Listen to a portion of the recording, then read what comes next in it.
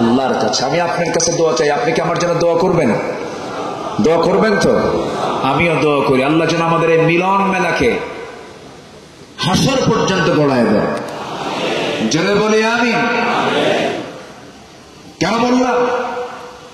এই সম্পর্কের ভিত্তি হচ্ছে আমাদের হাসর পর্যন্ত, ঠিক কিনা? কোন ছায়া থাকবে না আরশের ছায়া ছাড়া, সেখানে স্থান দেবে আল্লাহর কাছে চাবো। এখন সর্বশেষ দিনে আমরা সার্বিক অনুষ্ঠানগুলো সম্পন্ন করবো। জোরে বলি ইনশাআল্লাহ। অনেক সময় চলে গেছে, 11:30 11:30 শেষ করার কথা ছিল। আমিও ক্ষমাসুন্দর দৃষ্টি কামনা করছি, আমি সময় মতো শেষ করতে পারিনি।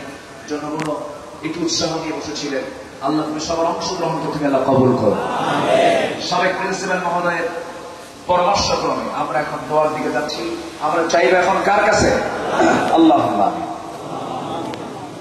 রব্বানা যালামনা আনফুসানা ওয়া ইন লাম তাগফির গফিরাত লিজুমরা জীবনতে হাজারো মুসলমান নরনারীকে নিয়ে তোমার কালামের দুটাকে সামনে রেখে নবীর সুন্নাহর অনুসরণের প্রয়োজনীয়তা শীর্ষক কিছু আলোচনা করেছি।